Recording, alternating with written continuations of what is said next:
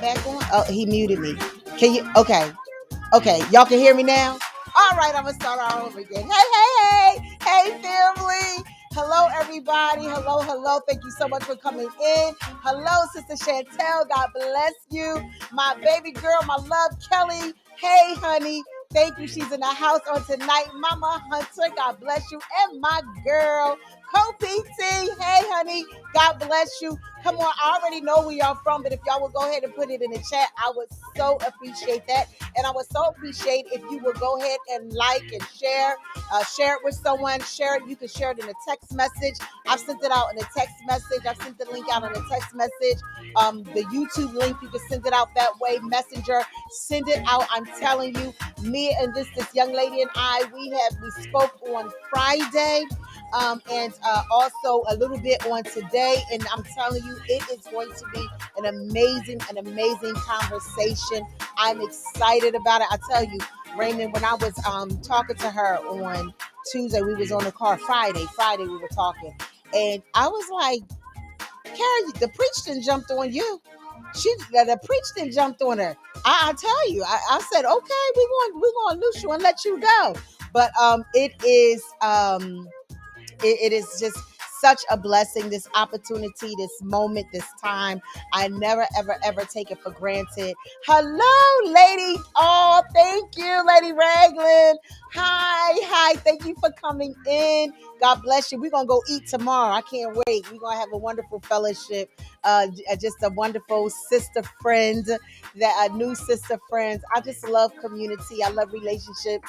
I love, if you had an opportunity to watch, I was on Lady D's platform last week, and we were talking about women and women's ministry. And unfortunately, sometimes there's drama, but I was sharing with her that when, I was over the leading, I had the blessing and the opportunity to lead the women's ministry when I was at the Favor Center.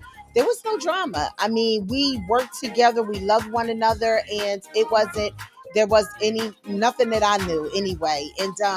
And so, but it was authentic. It was real love. And that is what we are to show. That's who we are, right? We show the love of Christ. We exemplify the love of Christ. And we definitely, as sisters in the Lord, should celebrate one another, love on one another. Just celebrate. And I'm so excited about my newfound sister friend that's joining us tonight. Y'all put some hearts up and everything for the ones who've been supporting me and coming in. I really appreciate that. But Lady Kim, I love you. Thank you so much. I thank you. I appreciate you so much. Listen, tonight is going to be another amazing conversation.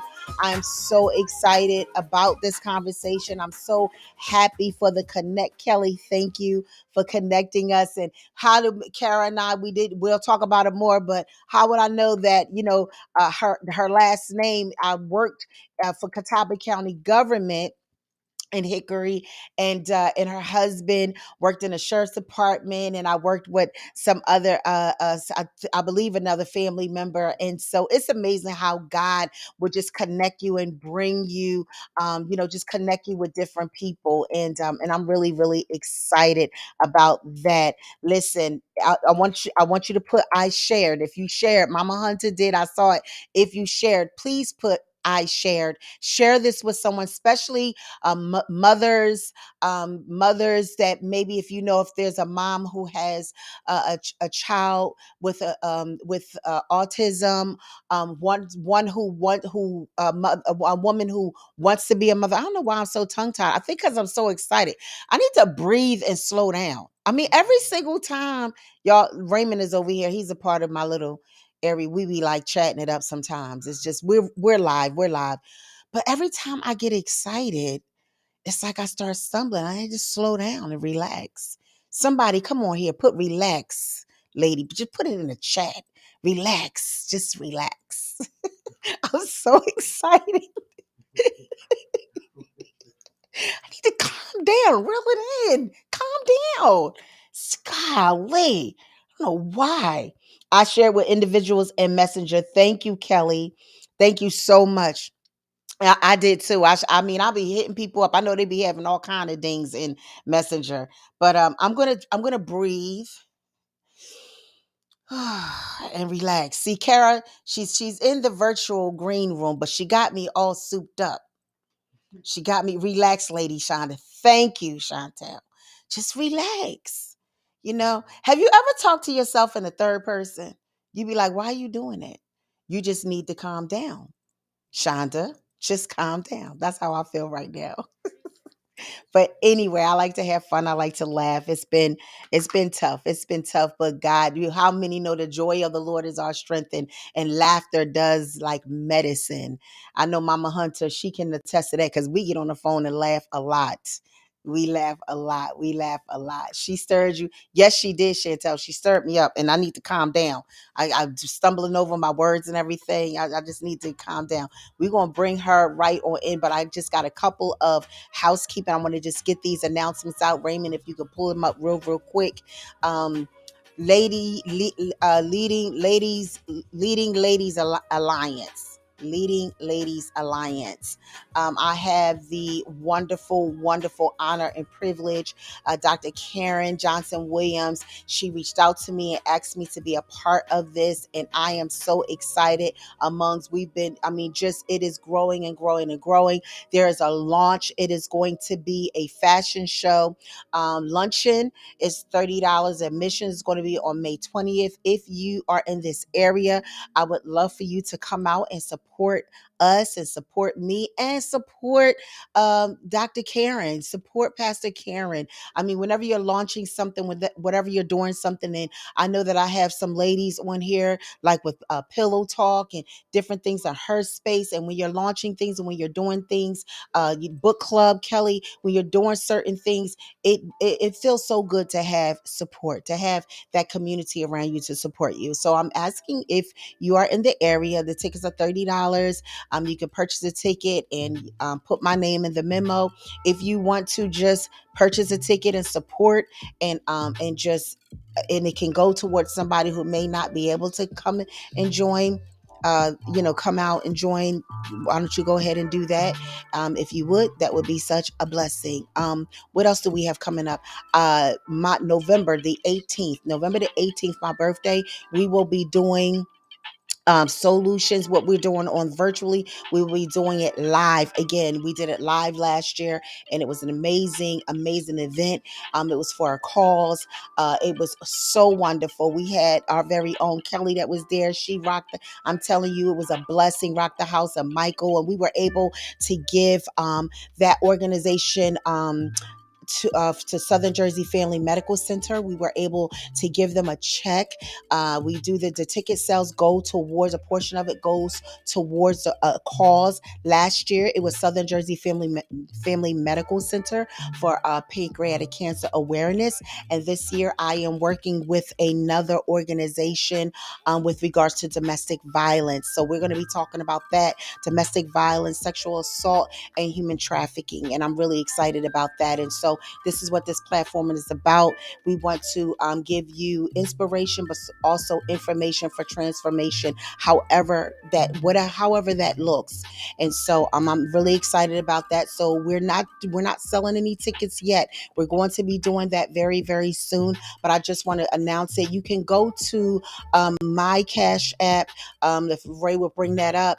And even if you just donate $5, whatever you feel like you want to donate towards this event that's coming up in November this year, I would truly appreciate it. There's two different organizations, one of which, if you had an opportunity to watch, or if you was on live with Tashira with Sacred Butterflies, we will be blessing her ministry mission and what she's doing. She it's an amazing story. So I don't want to labor too much into that, but she is one of the organizations that we will be blessing. And also another one, I don't want to say anything not yet because we are still talking and have to meet, but there's two different organizations that we will be blessing this year, the cause for domestic violence. So that's what we want to do. But yeah, so I am ready. Are you ready? Are y'all ready? But I'm ready. If y'all are ready, let's go ahead and bring in Kara. Hi, Kara. Hello, how are you? As we're a little loud on this end, so Raymond's gonna adjust it because I don't want anybody to hear. I am so excited. Thank you all for sharing. Thank you all for being on. Kara, we have had some incredible conversations. Now, if you're on for the first time or if you're watching a replay, the camera is here, but my monitor is here. So you'll see me look up or look over at my monitor so I can see her beautiful face. But I tell you, you got me all stirred up, girl. I'm telling you, we have had some great conversation just before. You got some people in the chat. Can you see the chat?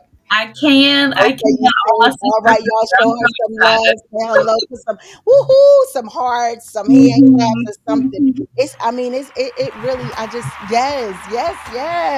Come on through, Raymond, with the applause. We're so excited that you are here. I'm telling you, I am so elated that you said yes. Thank you. Thank you. I'm so honored that you're on this on my ministry platform on today. Why don't you go ahead and formally introduce yourself? Okay. Well, my name is Kara Helton. I'm from the Newton, North Carolina area. And I have to give all thanks to you for having me on here because the Lord has done a whole work in me Whew. um, through preparing for tonight. And I cannot wait to share that. Um, I believe lives are, nothing is accidental. Right. I believe God just orchestrates because He is a God of details, and I love Mm. Him. And so I am happy to be here tonight. I am so excited to share our story. Um, I'm a little nervous about being transparent, and I know that's the enemy. However, I believe that it's time for the church to really be authentic in sharing some things. And so I'm going to be authentically sharing some of my process. And so I am very excited about that. Well, this is definitely a safe place for that. I believe in us having fruitful conversation. There's so much love that's going up for you, and I know that God is pleased. One of the things that we did talk about, and I told you that the Lord has said that it was time for us years ago. That was a word that He gave me, and it was for me first, and I shared that we have to transition to transparency Mhm. at whatever the comfortability. We have to be comfortable in that and be led of the Lord and really be led, because it's really important. And tonight's subject is especially important because it's to moms, and when we were talking, when I started talking to you and you said this and I hurry up. Listen, y'all, I did not coin that. Motherhood sanctified me. That was Kara. We were talking and she said, motherhood sanctified me. And I just hurry up and I just wrote it down. I said, that's it. That's it. That's the subject. Because we all can relate to that. It will, especially for the believing mom, the mom that trusts the Lord, the mom that prays. It will, when you want to grow in the Lord, when you want to grow in the Lord. So tonight we're going to talk about autism. We're going to talk about autism and the beautiful gift that God has given you. So let's start off. Let's talk about autism. Why don't you go ahead and go ahead and get in your teacher mode, because you was teaching me some stuff and it was really good. Let's talk about autism and what. Yes, oh Um, yes, motherhood. Say now, I'm very. I look at the chat, so we kind of, I look and see what people are saying. So we like to talk to each other. So if I go like this, when I put my little finger up, somebody said that meant look at God and not at me in the church. When you was in the church, like going like this, it's like look at God, not at me. So when I put my little finger up, my little Ursha finger up, that means I'm gonna chime in, or somebody says something that I want to bring out. Okay. Okay, All sounds right. good. Let's talk about autism. All right. So autism, you may know what it is, but you probably know someone who has a child with autism or someone you know with autism, but a lot of people are a little murky on what it actually is. So it's actually a relatively new thing, like over the last 40 years, it has become a diagnosis. So basically, two different generations now are experiencing it. And it's a neurological and developmental disability that's caused, we're still not sure what causes it. Okay. However, the pathways in the brain, the wiring of the brain is just a little different than what we know it to be. Okay. Autism affects four main areas in the individuals who have it, which is communication, social interaction, learning, and behavior. It's called a spectrum disorder because there are varying degrees of the symptoms of it or how much the individual is affected. So you can have mild to severe autism, but anyone along that line is still diagnosed with autism spectrum disorder. So that's the big name for it, and everything just falls under that umbrella. Mm-hmm. So the symptoms of it and the behaviors are basically the same thing. Okay. Um, a lot of these individuals have little or no eye contact. So they may look past you. They may, a lot of times, look like they're ignoring what you're saying as you're talking to them. So a kid may be playing and you're talking and you think they're not listening to a word you're saying, but they can repeat back to you everything you've said because they are listening. They just struggle with eye contact. Wow. Mhm. Yeah. They do not care about other people's opinions. Hmm. They are, you hear that saying, "You do you, boo." Listen, people with autism do that so well. Them, and I love that about them. They don't even care how they're appearing to others. So Mhm. they can go out of the house disheveled. Looks are not important. Like they're just them, and they Right. present themselves. Yes. Um, a lot of times they have trouble with back and forth communication. So this is a skill that has to be taught to them. So like you and I are having a conversation, this would be very difficult for my daughter because as she was younger, a lot of times their conversation is scripted. And Okay. they do their normal script, and then once that's done, they don't know what to do. Hmm. So it's kind of like, "Hello, how are you? I'm good. My name is Kara. What's your name?" And then you would tell me, and then how old are you? And then I would tell you my age. And then if that's the end of my script, Mm-hmm. I'm kind of lost there. Okay. Mhm. Um, I'm still here. I don't know. Something just happened. I can still hear. Because can everybody hear? you're back. I can see you. Okay. Okay. Okay. Let's just Um, make sure we are good. So we prayed about this. So now we know for real. You just said tonight, you was like, I just feel like that the enemy is not going to be happy about this conversation. And I was like, it's all good. So it's all good. So come on, let's keep going. yeah. So I have a quick question though with Mhm, regards to that. The so I think that this is really important when you talked about the the different characteristics and the behaviors, because mhm, I think that it helps even us when we deal with people as adults, because there may be some adults that may be autistic, and then this will help us to be able to identify these behaviors and mhm, to really know how to navigate and not get offended. Like you said, that it's one, two, three, and that's it. So I mhm, think that that's really, really good information with regards to that. mhm. Yeah. Um, I will make a special note with adults. as kids are younger, they go through lots of therapies, which I will go through all of this. But Okay. as adults, it's harder to recognize autism than it is in children. Okay. Kids, so when you meet an adult with autism, you might actually be surprised that they have it. And Okay. that is strictly the Lord first, and 2, diligent parents who have taught them and taught them and taught them Wow. endless work to help them communicate the way that we communicate. Okay. Wow, that's So good. yeah. A lot of times, their voices can be kind of flat or robotic, or they can speak very slowly. And some people with autism are actually nonverbal. So, nonverbal means they cannot get out what they want to say, but they know inside what it is that they're wanting to tell you and what they want to communicate with you. Mhm. Mhm. Um, Autistic brains are very literal. So they are black and white. Gray areas do not exist.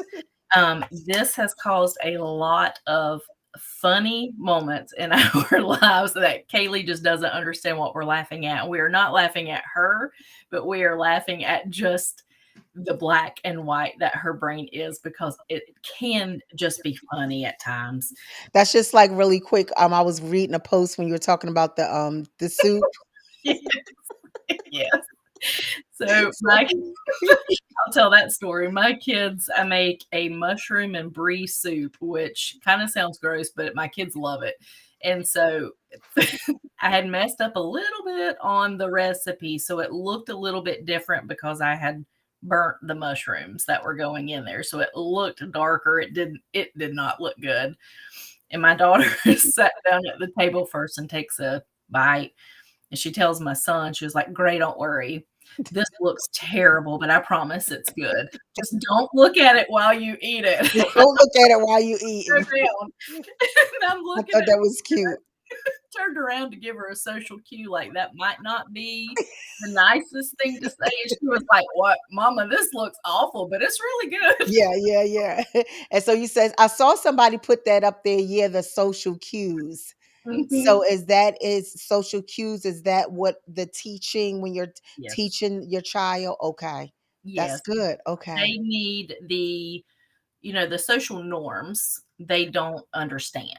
They just Okay. do not get it. And so when they say something, they're very frank about what they say. Mhm. They don't give a whole lot of regard of how that may make the other person feel. It's Mhm. just, "This is my truth and I'm telling it."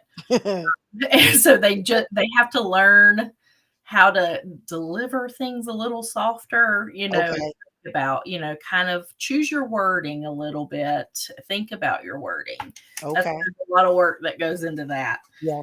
Um, they don't understand jokes a lot of the time, or humor or innuendos, and so trying to teach them jokes, just they're not gonna get it a You're not lot of gonna the get it. time. Yeah. But then it's probably funny because you tell a joke, you think it's funny, but it's funnier because of how the individual is looking at you like it's Mhm. really not funny. Like, Yeah.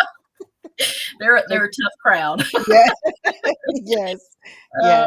With kids, there's one of the earliest signs of autism will be how they play.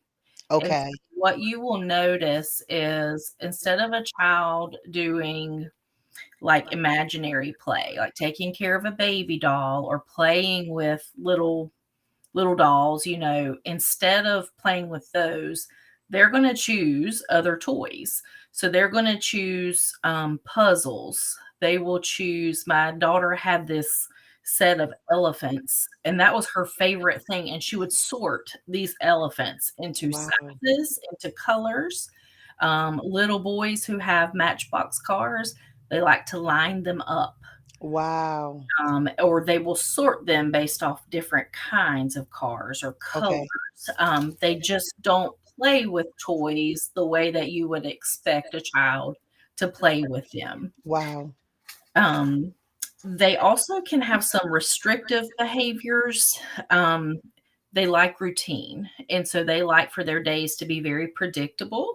They Mm, like to be able to know at 8 o'clock I'm having breakfast. It's going to be oatmeal and a banana. At 8:30 I need to be doing this. Math starts. And if you change it up and one day you have cereal instead of oatmeal, that's going to disrupt them and it causes a lot of anxiety. wow. So they don't handle change well. And kids in particular need a very set routine and they need the routine to stay the same until they're ready for that routine to change. Mm, wow. Yeah. So, real quick, Chantel, you said that you're getting such a flashback.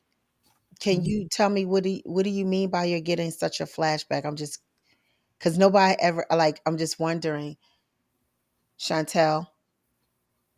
I know there's a little delay, but I just would like you to share if you don't mind.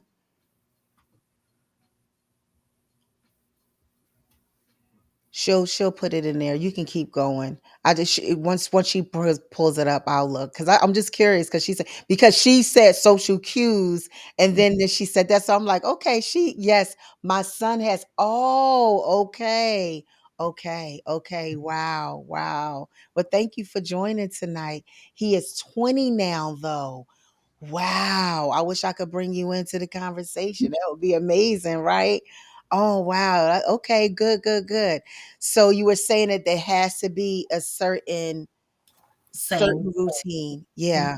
Yes, they do not do well with change in any way. So even changing activities. So say Okay. you have a friend over and it's time to leave. You can't just say, "Hey, we got to go. It's time to go." No, you got to do some steps before they are able. You got to help transition them to leaving because they don't do change well. And this is like, it's really, I mean, listening to you and even just describing that, I can understand because it takes a lot of patience. Mhm. You have to have a lot of patience and you have to have a lot of love tied into that patience to do that. That's amazing. You do. And I would like to sit here and say that I am a patient person, and I am naturally not, hence the sanctification process, because there is always Exactly. someone Yeah. with you. Yeah, yeah, yeah. I mean, because just be, if every mom that's on here, and we could say dads too, but just think about the 2-year old, just who doesn't have any challenges or any differences, Mhm. because they're still God's children. They just have a little difference. But imagine, as we would say, there's nothing going on, and you're saying, and you have to be patient just on a regular, you Mhm. know. That's yeah, okay. I get it. I get it. Mhm. There are a lot of sleep problems in people with autism. They just struggle with sleep for some reason. No one has really quite figured that out. It's just kind of a recurring thing. Irritability is also a recurring thing, and that's just due to a lot of just how they perceive the world and how the world perceives them, and just struggles with Mhm, communication and anxiety. I touched on that. mhm. A lot of things just can make them anxious. Um, they can have some repetitive behaviors, and these are things like when they get excited, the arm flapping. You Okay, they get really excited with that, or you may see a child rocking. okay.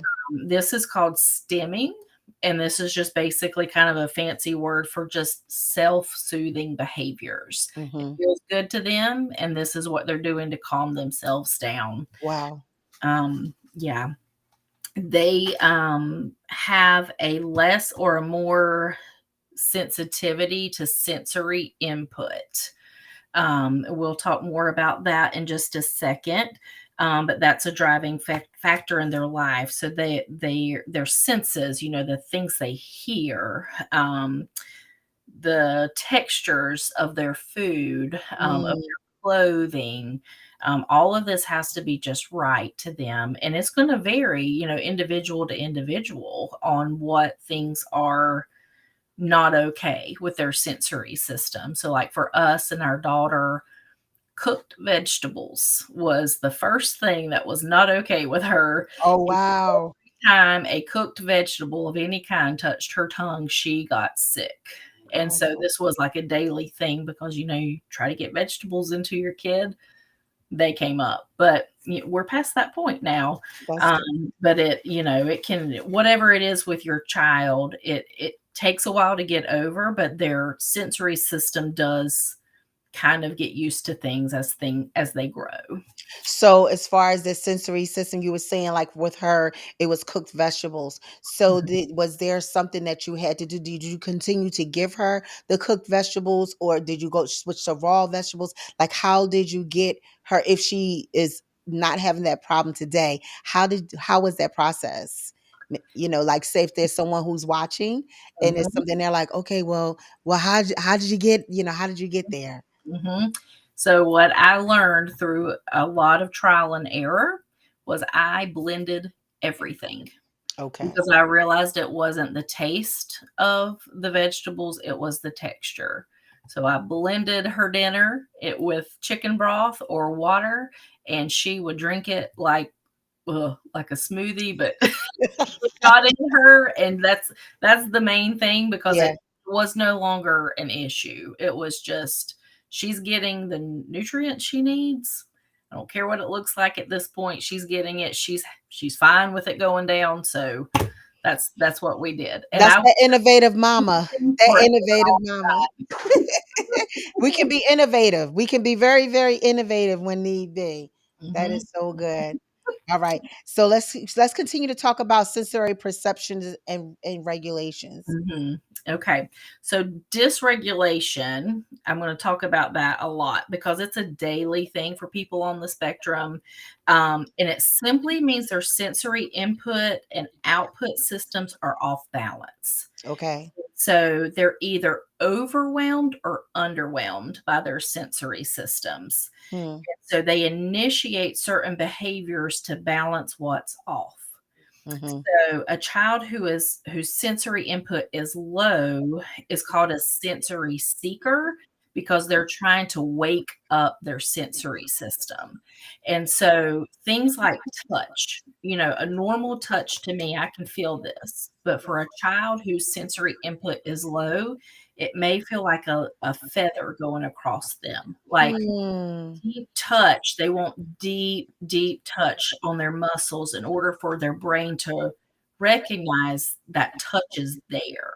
Wow. So these are your kids, and as I'm talking about autism, I'm mainly talking about kids because my child is still a child. Yeah. I don't have experience with autism as adults just yet. Yes. Um, but these sensory seekers are your children that are labeled wild child. These Uh, are children who are running around, have endless amounts of energy. They can jump on the trampoline for hours on end, and you're thinking, how? How is this child still going? And they are driven by needing to feel wow. their senses. Wow. Mhm. These kids will flick a light switch on and off, on and off, on and off, because they're getting that stimulation of the light going off and on, off and on, off and on. Wow. Um, they love to make noise because they want to hear the sound of something. So they could be struggling with hearing just background noises. They like to chew on a whole lot of stuff. So Mhm. there's things called chew tubes and chew necklaces that literally are like baby teething things, but for older kids. And my daughter had one for a long time, and she would chew on that, especially while she did school, because she just needed some sort of input while she was doing school. Okay. These kids love to roughhouse. They don't understand that they're too rough. To them, it feels just right. Mm. When they hug you, these are the kids that squeeze you really hard. They hug really hard. Mm-hmm. They want that back in return. Like they don't like soft hugs. They want deep. Wow. Yeah. Wow. I like to give deep hugs. You are a I'll give 'em a deep hug. Yes. these kids are like they're impulsive and they're risk takers just because they just don't feel things the way that we do. Mhm. Mhm. Mhm. The opposite of them are called sensory avoiders. Okay. These are the kids whose sensory systems are overwhelmed and they Mhm. just need things to calm down. Wow. So lights, flashing lights, nope, we can't handle it. We're going to wear sunglasses. Loud noises or restaurants, even if you see children with headphones on in restaurants and a tablet, they're probably Oh, autistic. wow. Mhm. Wow. And that is Okay. their way. The If you think about a restaurant, it's very chaotic, it's Yes. very noisy, there's lots of people moving Yeah. all around, there's Yeah. clanking of dishes, there's just a whole lot of stuff going on. They can't handle it. You know It's what? too much. I just love that because sometimes, and if we would be honest, and especially with this technological world, and we Mhm, see kids that have like tablets and things like that, and mhm, if you're like a little old school, it's like they need a book or they mhm, need this. But mhm, this conversation is so good because when you're out here, we go with this information in these teachable moments. So if mhm, I'm out and I see a child that has headphones on in the tablet, I'm mhm, not going to be so quick to think that the parent is probably trying to, just not parent the child, but yeah, this child needs this for them, for their health and well-being. mhm, And I had a situation like that in my past. That's why it hit me because they came in my office. It was the previous a job a while ago, and the child had a tablet, and they were kind of like big ones, like big headphones on his ears, and I'm like thinking in my mind, like, why does this baby I like this child has a tablet? Like, why, you know what I mean? And I'm thinking I'm just being honest. mhm, So I think that this is really, really good because it lends us not to be so judgmental. And this is why these conversations, especially like with health and wellness, these type of things are important because when you see this, and people don't mean it in a malicious way, it's just that with technology, it's gotten, really, it's a lot. You know what I mean? Every child has a phone, and things of that nature. But to be able to put a pin in that and say, oh, and identify that, yeah, yeah, you know, or, if there's someone who their child, if they have a child and they need this type of input. So that's mhm, really good, Kara. That's really interesting. mhm. Really, really interesting. Yeah, thank you. Another point kind of along this line is if you're in a store, like especially Target seems to be the store of choice where I always see this, which I can't believe Okay. kids, but you see a kid having just an utter, it looks like a tantrum, right? So they're in the checkout line, and it's a child who's older, shouldn't really be having a tantrum. Like we're not two, we're probably four, maybe five. They're in a cart. They may not be in a cart. They may be running around. They're screaming. They're crying. They might be hitting mom. All of these that tell us, well, that kid is something else. Right. Listen, there's a whole lot more going on in Right. that child, and it is not what it looks like. Right. So this child is having a sensory meltdown, Mm-hmm. completely different than a tantrum, because the store's bright. There's a whole lot of stuff going on. They see a whole lot of stuff they want. And yes, that can be part of it, but they also are yearning to get out of there. And so, God, that is so interesting. mhm. So My mind is going like, yeah, just I'm just thinking about like just certain things. Like just what I mean? Like I'm just thinking about certain things. And Chantel again, she said, "Oh, meltdowns." So before you said meltdown, she said, "Oh." So she must have had to deal with the meltdowns. Wow. And see, here we are. I mean, here we go. Mama Hunter, come on. I know you got my back on this. We old school. We be like, tear that child needs a whipping. That mhm, baby need, and then here we go wanting to abuse the child and not even just out of ignorance. Right, just yeah, just ignorant, just don't even know no better. Help me, Jesus. Now there are kids who are just having tantrums, but if, if Yes, the child is older, and yeah, then not even still be too. I mean, right. it's just it's one of those things that's really hard to distinguish unless you've been there. So Yes, I can pick up on a meltdown versus a tantrum easy. 100 out of 100 times. And when I notice that, when you notice that, I think what we need to do, whether you're a Christian or not, is look at that mama and tell her she's doing a good job, because the Wow. rest of the world is telling her the opposite. That is so good. That gave Mhm, me chills. And that is so true. And mhm, that is the love of God. And mhm, that's compassion. And that's being empathetic and, mhm, just really showing and again exemplifying the love of Christ mhm. because that's what moms need Yeah. Oh, on I've a been there. regular basis. You know what Mhm, I'm saying? Like you're doing okay. You're mhm. doing so yeah, that's good. That's good. So meltdowns. Oh, you can discern. Mama Hunter says she can discern. Okay. But listen, most of the time Isaiah is laughing. Most, kind of. I feel like most of the time I can too. But right now, Kara, you got me kind of questioning. So I'm just going to be honest with you. I'm, I'm gonna have a little talk with Jesus. Tell him all about this problem. Yeah. Yeah, You're yeah, you're not gonna whoop autism out of a child. And yes, it was so hard when I was like, what's DX and what's hormones? Wow, yes, Chantel.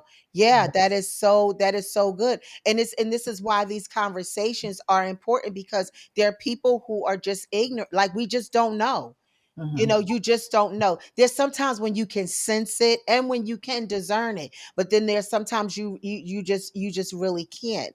right. And so I think that that is very very important. That's a great point, Chantel.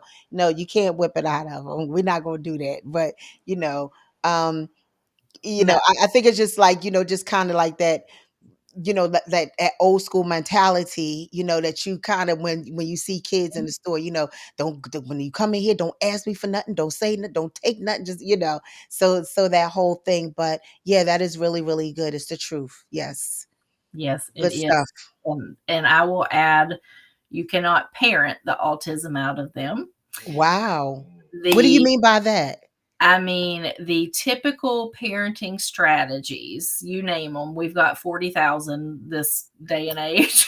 Wow, yeah, yeah, You can try every single one. And if your child is your child and you know your child, chances are you're not going to be able to correct this. You're not going to be able to fix this with a parenting strategy. It is who they are.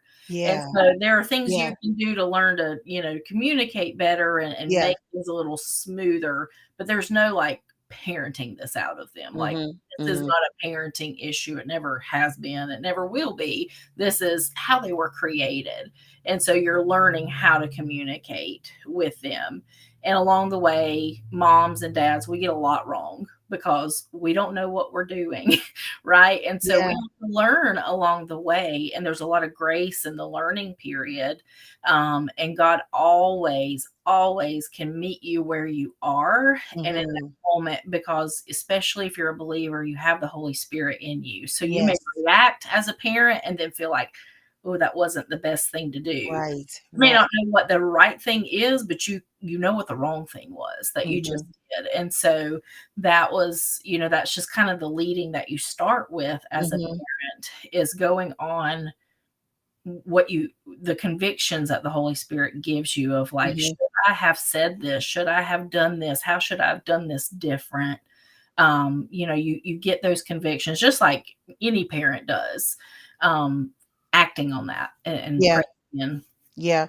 Chantel said also when it took me years to actually get a diagnosis, I was lost on how to parent him. And that's exactly like what you were just saying. Like it takes a long time. And so and this is where that prayer comes in, and this is where that community comes in, and this is where the conversation comes in and the education.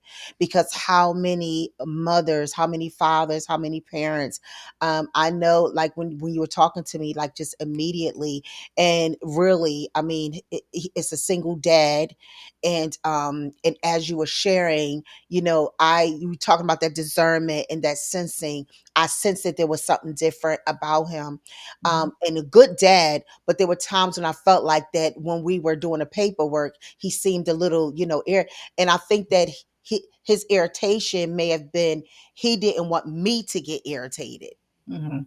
Mhm. because of my lack of understanding, but Mhm. because of the just because of compassion and the love and just being a mama, I was like, Mhm. "Oh, dude, do you need some crayons?" Or, "Oh, he's all right." Just kind of try to make his dad feel comfortable. And that goes back to what you were saying. Like, look at that mother, look at that father, and say, you're doing a good job.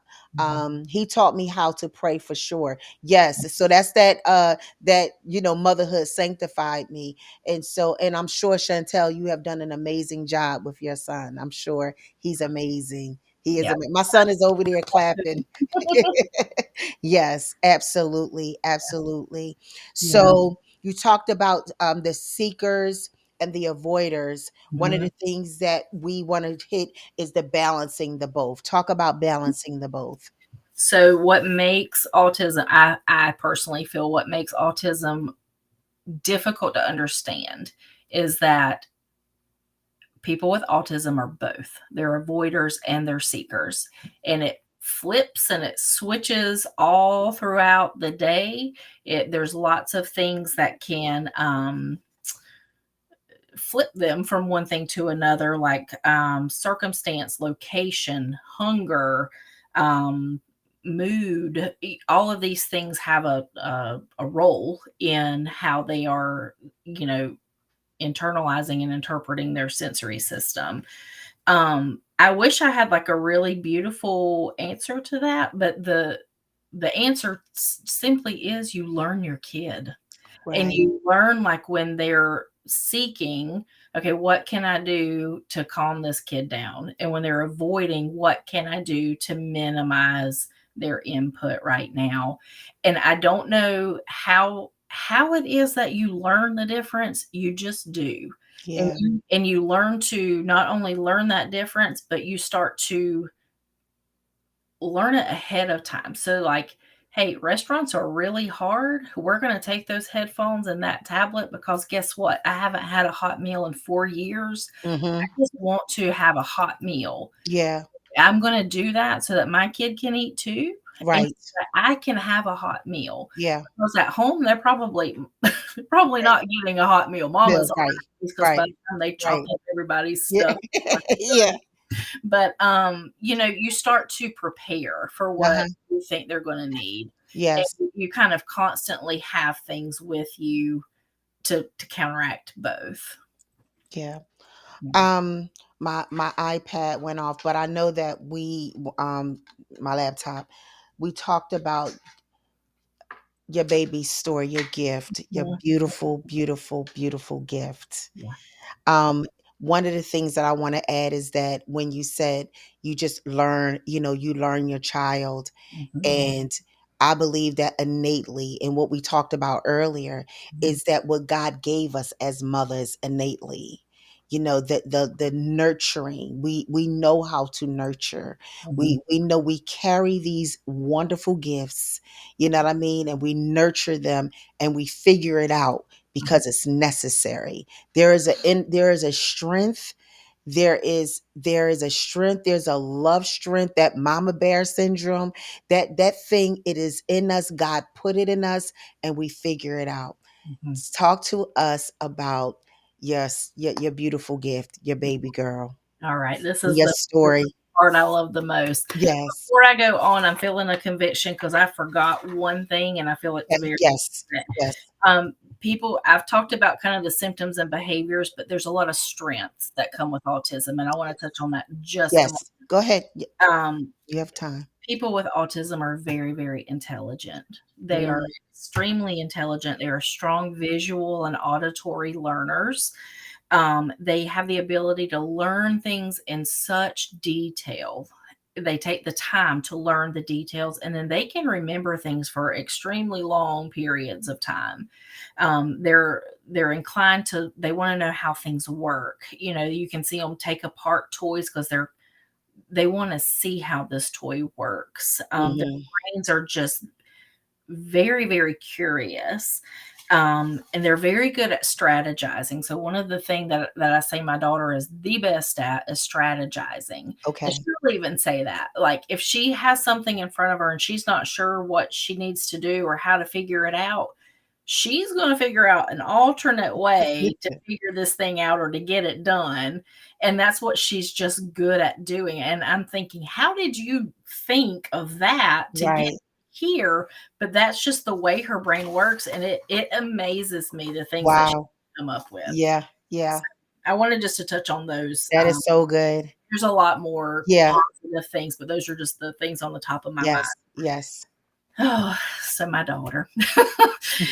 um, you're probably wondering why I'm talking about autism. I have mentioned my daughter a little bit, but I want to tell her adoption story because there is no way you can listen to this story and not think and not believe that God's hand has been over her entire life. Mhm.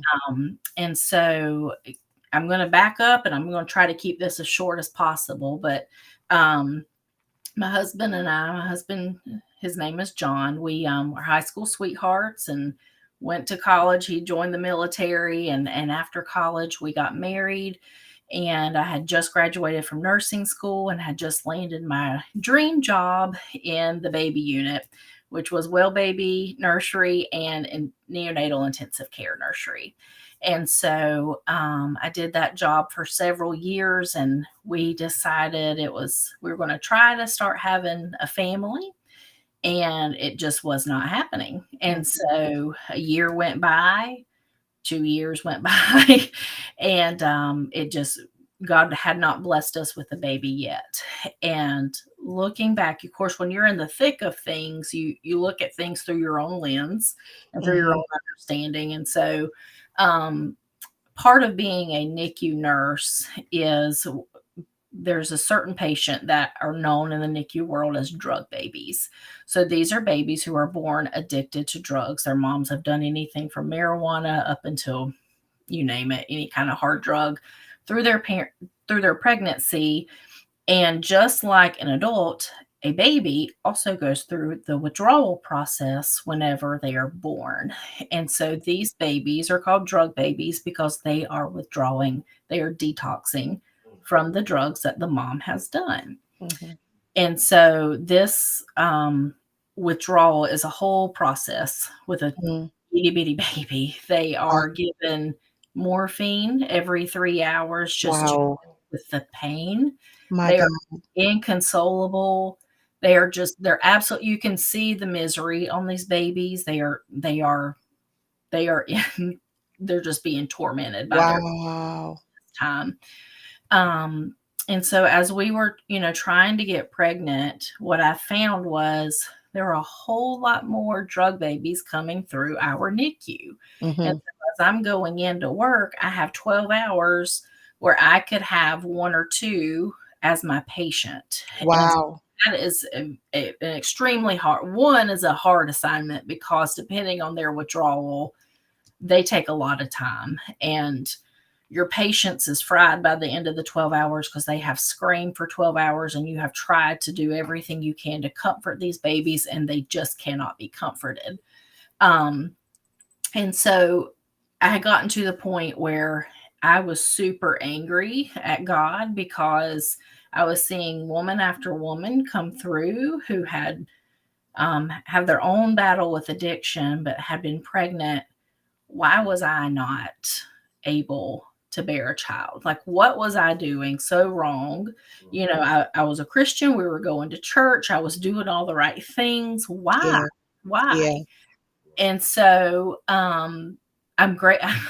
I am so grateful God didn't give me a child then because if Mhm. He did, I would have never, ever learned Him the way that I know Him. It's so good. That's Um, so good. mhm. And I truly mean that the job became too much for me, so I switched jobs and I started working for the state of North Carolina, still working with NICU babies, but I wasn't supposed to have any drug babies because these were kids with complex medical issues where I was doing weight checks and developmental checks, and serving as a liaison between the NICU and their specialist. And Mm. so switched jobs, and my first patient was a drug baby. Mm. And I'm like, God, why? What are you doing here? Right, right. Just switch jobs. What is going on? And Yeah. so as it turned out, that first little patient, I met her in the same hospital I had just resigned from. Mm. When I got off the elevator, I heard her screaming. Wow. I was like, okay. So I walked into the room and this baby's screaming. It's about 800 degrees in this room. And her mom, who was Oh, also withdrawing, is rocking and shushing this baby, trying her best to console. The father's on this vinyl couch, just on his phone, not paying a bit of attention to either one of his girls. And I walked into that room and I'm thinking, Lord, why am I here? wow. So, for some reason, and it was totally the Lord, when I looked at that young mama, I felt nothing but compassion for her in that moment, Mm. which I did not have. Listen, I did not have for mamas Yeah, who have yeah, done yeah, this yeah, yeah, before. yeah, yeah. I actually didn't have that, but the Lord gave me compassion for her. There was something about her. I felt so sorry for her because I saw her trying her best. And so I went over and we started talking about, the baby, and she's screaming. And so she's sweating and all of this. And so I asked the mama, I said, has anybody taught you how to swaddle? And she was like, I'm sorry. I think her belly hurts or something. I don't know why she's crying so much. And I did not have it in me to tell her she's withdrawing. That's why she's crying. Wow. I just said, "Well, has anybody taught you how to swaddle?" And she was like, "No, I don't think so." And so the baby was just so sweaty, she was damp. Like her little hospital onesie was damp, the blanket was damp. And so I laid her on the bed and I said, "Well, I said, I'm going to show you some secrets that only us NICU nurses know, but you can't tell anybody how to what I'm going to tell you, because this is our secret on how we swaddle." Okay. And so I switched I changed her diaper and changed her clothes and put her in a brand new, like a tight swaddle, because that's what she needed. Like, she needed to just be comforted in that way. And when her passy fell out whenever I was changing her, and I noticed on her nose and on her chin, they were completely raw. Mm. Hospital passies are round, and she had been sucking so hard on that passy to get comfort. She had rubbed her nose My God. raw. And that was the first time I had really seen both places be raw. And I thought, oh, this baby is really withdrawing. And so I swaddled her and I picked her up and I, you know, did my thing because I just knew what to do. I mean, not because obviously I wasn't a mother. I just knew as a nurse. Right. So I got her calmed down. And then I realized that was probably the worst thing I could have done, because I made mama think she couldn't do it, but I Mhm. did. And so I remember telling her that the only reason I got her calmed down is because I was calm, because I wasn't her mom.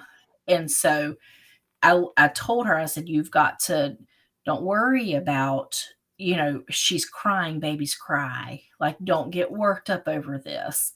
Keep yourself calm, because she's going to feed off of that. And Right. so she calmed down, and so we set up an appointment to go out to her house. And I walked out of that room thinking, what have I gotten myself into? Like, I Mm. wanted to run straight back to my nursing supervisor's office and knock on that door and be like, "Let me come back. I didn't mean it. Let me come back." So through that, the first couple of weeks, I was out in their home a lot, because that little baby, she withdrew so much that when they go through a hard withdrawal, they cry and they burn off all of their calories that they're taking in, Wow. won't gain weight. And so this little baby was losing weight instead of gaining, because she was just crying so much. And so we got over that hump and changed some formula and stuff. And she started doing better. But her parents, what I've learned was the part of the story I'll never understand is why she went home with her parents, because that wasn't typical. Like usually DSS was involved, and for some Mhm. Mhm. reason she still went home with her parents, which was atypical. Um, the other thing is it allowed me to see firsthand the life of an addict and to see them sober up very quickly. These were young kids, but they sobered up very quickly because they wanted better for their daughter. Wow. So they were doing the best that they could do. And they became my friends. I mean, I Wow. love this little couple. Yeah. Really did. I was their biggest cheerleader. I was rooting for them. I wanted to see them make it because I knew how much they wanted to. Yeah. And so, we just developed this little friendship. And I'll never forget when Kaylee was um, about 2 months old. I went for a home visit, Uh-huh. You're still I can still hear you. and when I walked in, she was on the couch, and when I walked in, that little baby gave me the gummiest little smile that there was. Oh. I knew she knew me at that point. Uh-huh. So her parents were like, "Oh, we're so glad you're here. We want to smoke. Can you watch her for a minute?" I was Uh-huh. like, "Sure." So they went outside to smoke, and I picked this baby up, and I'm kissing all over her little cheeks and just having the best time with this little baby. And I always loved this baby, and I didn't know why I was so gravitated towards her, but I was. Yeah. So, um, you know, months go on and visits continue on, and I was there the first time she had solid foods, little baby food to eat for the first time because her mom was nervous and wanted me to be there. I was there Wow. set up for the first time. I was there when they stood her up, to see if she could cruise along furniture. I mean, I was Yeah. there for a lot of the firsts. Yeah. And so, long story short, out of nowhere, they dropped off the face of the earth. And so they no longer, they were in the same house, but they weren't coming to the door whenever I would show up. And so this was around the time the baby was like 8 months old. Okay. And I'm like, what is going on? I called all the numbers I had for them and couldn't get in touch with them. And so I did a lot of just random drop in visits, and they never came to the door. One day they finally did, and mom looked completely different. She had lost a lot of weight, did Wow. not look good. And I asked what was going on, and she said, her and dad had been arguing a lot. And I asked where the baby was, and she said, well, she's inside. And so she went and got her, and I remember her diaper was just full, like really full. It was like halfway down her thighs. And looking back in that moment, I've questioned why I didn't question it more. But I knew these two, and I didn't want to be judgmental, Gotcha. and so I let that go. I shouldn't have, but I did. And Uh-huh. so um that was the last time that I saw them. So they did not answer my phone calls anymore. They did not answer the door anymore. Um, so 6 months had passed, and for some Wow. reason I kept this caseload open. I could not bring myself to close it.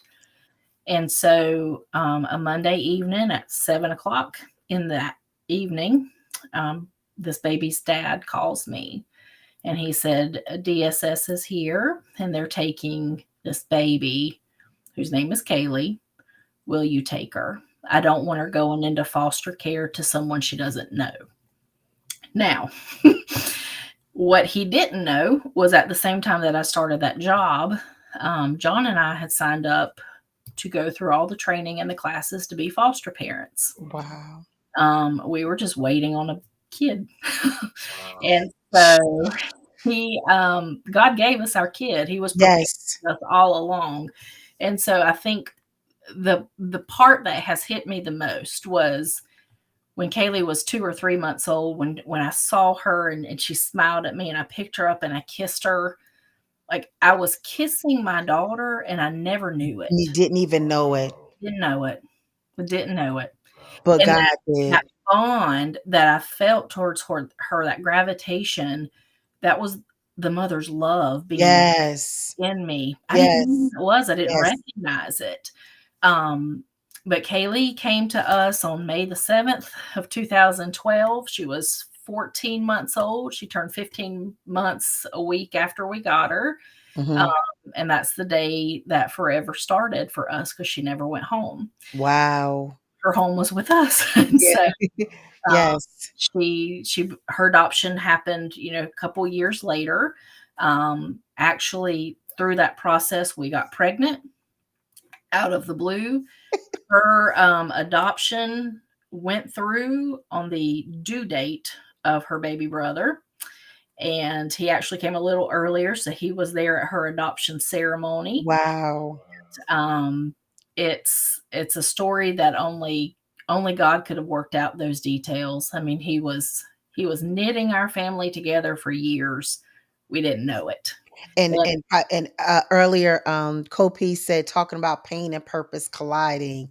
I mean, definitely, and how God was still how He had you strategically in certain places, even as just to be a nurse, just to be in that NICU, just how He was preparing you. And we need to understand that even though we may not see the end, He's already in it yeah, and He knows it. We just have to be okay with the process.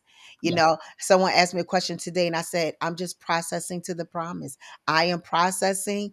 And the end is when He says, well done. mm, So in all of that, He was orchestrating and He was moving, even mhm, for you to get to know the parents and get to know them, and them for Him to even call you to trust you, mhm, with her. And we already know that God trusts you first. mhm, mhm, God trusts you first. Talk mhm. about God's gifts in unexpected packages Yeah, yeah. with So, respects to. I this is the part where it's kind of hard for me, but I know that there's power in testimony, right? And so I Yes. know, God's word in Revelation says they overcame him by the Amen. power of the blood and by the word of their testimony. So I'm so grateful for being on here tonight because as I sat down to kind of write out what it was I wanted to say about autism, um, I did that, and I was just very intent on making sure I painted a very vivid picture of how hard autism was, how Mm. exhausting it is, how daunting, um, just how frustrating it can be at times. And listen, I had 9 pages written out. Like, Yeah. I was ready to go to tell how hard it was, but Yeah. it didn't sit right with me, and so I sat on it for a little bit, and then I tweaked it a couple weeks later, and it still just didn't quite sit right. What I didn't know was that I had been kind of propelled into process. And so Yeah. he wasn't putting me there yet. He was warming me up to it because what had happened when I wrote out my outline was actually I had written out all of those hidden parts of my heart. Yeah. All of those things that I didn't like, I mean, everything I had written out and trying to portray how hard it was those hidden parts of my heart that I didn't really want to deal with. Those Um, areas that needed to be surrendered, they those did. areas that you needed to surrender to God and say, okay, this area that I need to be healed in. Yeah. These are areas. And so many times, if I can just jump in real quick, I think that this is a moment that even with Kaylee's story, um, and whoever is watching, I know that I've been there where I've had to open up my heart and say, okay, I'm responding because there's something that I haven't totally surrendered, Mhm. because one of the big words, and I believe that we don't talk about, is resentment. Mhm. Yep. How we get resentful. Yep. And that's an area where the root of that can just manifest with Yeah. so many different fruits in Yes. our lives. And so I thought that, when you had shared that with me, that was so amazing that you said, I wrote all this down in the Holy Spirit. And because you had an ear to hear Mhm. and because you love them, Mhm. you responded. And that's what we have to do. We have to tune our ears to hear. And when we love him more than ourselves, more than our situation, more than our circumstance, we will respond. Mhm. Will you respond, right away and be, oh, I'm okay?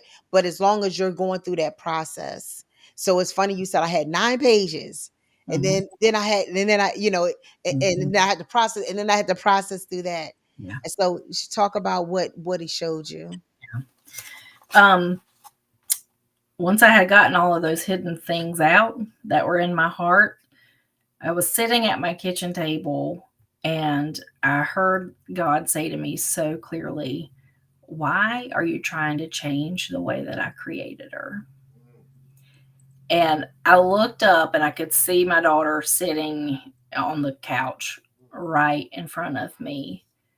And I almost said, "What?" But I'm like, I know I heard that right. Like, I know I heard it right. Yeah. And I just let that play and like, why why am I? Like, Yeah. why am I trying to change who he made her to be? And so this is the process he's taken me on is why do I feel like I need to change her? Yeah. Um, and through that process, I've learned, as I'm looking back at all of this, autism was hard for me for a lot of different reasons, but none of it was because of autism. It was because of me. So, Wow. one, I was leaning on my own understanding and I was viewing her autism through my lens of Wow. I saw it instead of what God said about it.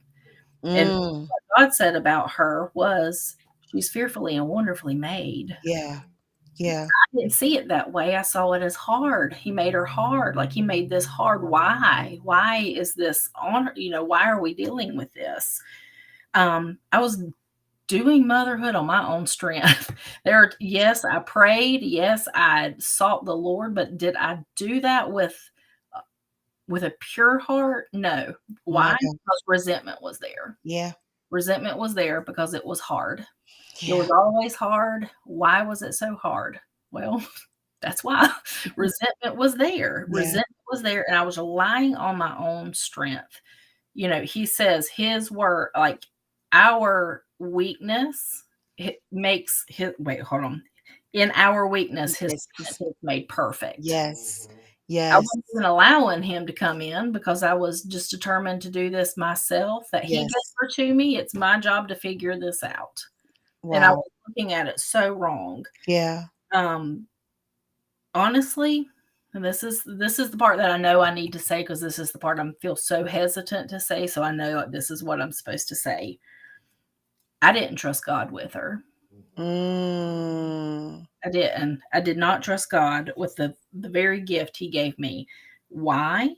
Because I viewed her autism as some affliction she was born with. He That is created her. so that he created, and that is that's I like to have these takeaway moments Mm-hmm, when we have these conversations mm-hmm, because it is so important. And I know that I've been there mm-hmm. Yeah, where in certain circumstances I did not trust God yeah, with my sons. yeah. As a mother, it is just innately as because the nurturing, the carrying, the give, although you did not carry her Mm-hmm, physically, you carried her in your heart. mm-hmm. Yeah, God created a bond. So that was your baby from the beginning. He already knew that. yeah, But there are times when we just have to let go and let God, and it's just very difficult. yeah, And we have to do that. And that is very powerful that yeah. you would say that I did not trust God Mm-hmm, with my daughter. mm-hmm. Yeah, Wow. yeah. I viewed this. He created her, and I knew him to be her creator, but I didn't understand where the autism played in that because God Hmm. is only good. So why did he create her not good? That's how Wow. I viewed it. That is Yeah. how I viewed it. Yeah.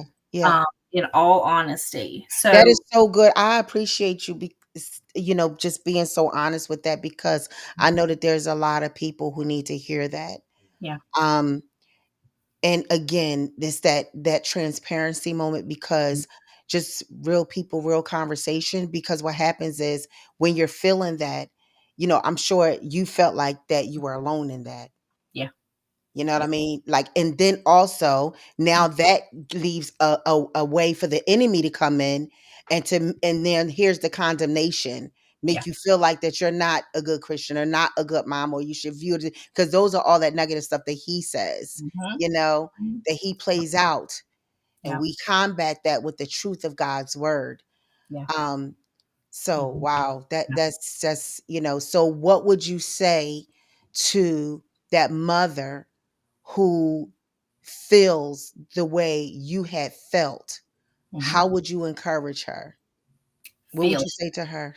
feel it, deal with it, go there. Mhm. Don't hide it.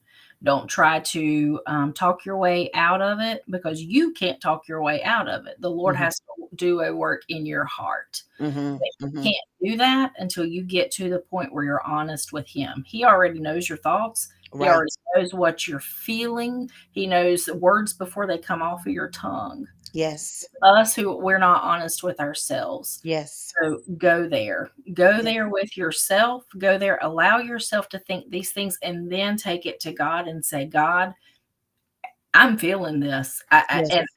I need you to clean this up for me. But this Yes. is what I'm feeling. And let me tell you, He will. He will. When you Casting go, all your cares. I saw Jeremiah 29:11, Yeah. that for I know the plans that I have for you, Yes. prosper you and not to harm you. When you go down to verse 13, it says, and when you call on me and when you pray to me and you seek Yes. with your whole heart, what? I will be found by I you. will be. Yes. I mean, he promises, like, come to me with your whole heart and I'm going to show you who I am. But Yes. as long as that hidden stuff is in our heart and those little areas that we don't really want to admit are there, he can't reveal himself to you because it's not your pure heart coming to him. Yeah. He knows it. He knows it already, and he's not Yes. judging you for it. It's just, come here, my daughter. Let me show you. Let's have a conversation because I want you free of this. Yeah. Um, That is so good. it, I'm glad you're being blessed, Chantel. She said this is so freeing even years later. That is so awesome. That is so, so awesome. so We, I haven't touched yet on you know, autism was hard for me because honestly, it was hard for me just because of my own sin. That's why it was so hard. mm, And so what God just really, really taught me, which hurt, but it really taught me, was if I'm going to sit here and claim that autism is hard, then I'm going to sit here. I have to sit here and claim that God is a liar, because in Matthew 11, he said, come to me, all you who are weary and burdened, and I will give you rest. For my yoke is easy and my burden is light. yes. The last time I checked different translation, it doesn't say dot dot dot, except for autism. That's hard. That's Ah, not in yeah. there. Yeah. So I'm going to claim autism is going to be hard, and I also have to claim God is a liar. And out Yes. of those two things, I know which one is not true, and that is not that God is a liar, because He is not a liar. Amen. Which one's not true? That autism is Yes. hard. Yes. And so I went through that, and I'm like, oh, I'm calling God a liar? Yeah. Like, yes, I was. Like, yes, Yes. I was. Yes. Yes. Yes. Yes. Yes. Mhm. Okay. This is so good. I told you we wasn't going to be able to do it in one session. I knew we wasn't going to be able to do this in one session. My producer then turned the music on because he know that I would sit here for another hour. This is so good. Listen, she said, "Teach Kara." I know that's right. She was just getting warmed up, y'all. We I was got all my giving. papers here. Listen, that's okay because we're gonna do a part two, because there's so much more, and there's so much more to the story, Yeah. and we want to hear about how magnificent and beautiful and fun. Just talk about Kaylee. I just want to hear, more about her, Yes, Kingdom Conversation. And we want to give some more information. I know you shared this. There's some more things that we need to talk about. Listen, you guys, if you have enjoyed this, it's necessary. Yes, it is. If you have enjoyed thus far this conversation and you want Miss Kara to come back, come on, put part two in there. Put part two in the chat. We need a part two. We need a part two. So, so good. Yes, yes, yes, yes. Thank you. Because I mean, just I mean, just here it is. My husband, he's the first one to put part two. Part two. We need a part two. Yes, come back. Part two. Part two. We need a part two. I might have to rearrange some things. I might have to rearrange some things. I do. I already have. I may have to rearrange the calendar. And reach out to my guests for next week. Have you come back next week? Let's Mhm. rearrange some things and have you come back, because we definitely want to hear more. I want to hear more about your daughter, more about the process, and give out some. I know that there's an organization that you want to talk about. There's some more stuff that we want to talk about. Yes, part two. Listen, give it up for Kara. Give it up for Kara one more time. Thank you. Raymond had put it up already. Rising Hope Farms. It's a horse therapy for special needs children. We're going to Mhm. talk more about that. So he popped that in, but we're going to talk more about that. Look for y'all look for my little promo. If you'll see part two, you know she'll be coming back next week. That's what we're working on. It's my show, and I can do that. I can do that. I I'm can happy to do come that. back. So whenever that Yes. will be. But Mhm. if there's but Raymond, put up how they can contact Carol, just in case there's someone who wants to connect with you, who want to talk to you. You did amazing, Carol Houston Thank Helton. you. That's Mhm. awesome. If you want to, not the risinghopefarms.com. That's not her information. Do we have your information how we can get in if somebody wanted to I'm reach not out to sure. you? I don't think I gave him that. You can reach out to me. I'm on Facebook. Facebook. Kara Okay. So Houston Chantel, put your full government name on there so they can reach you by that. So we Mhm. can put your full name on there. You can reach out to Kara. You can reach out to her on Facebook, send her a message. If this story, if this testimony has touched you, if you have any questions, or if you just want to connect to someone who understands exactly what you're facing, what you're going through. You want to connect with this woman of God. Not only is she just an amazing woman, mother, but she is a praying woman. I know that. I know that. I told her, I said, Kara, I feel like that you have been laboring in this. I feel like that you've been I sensed it.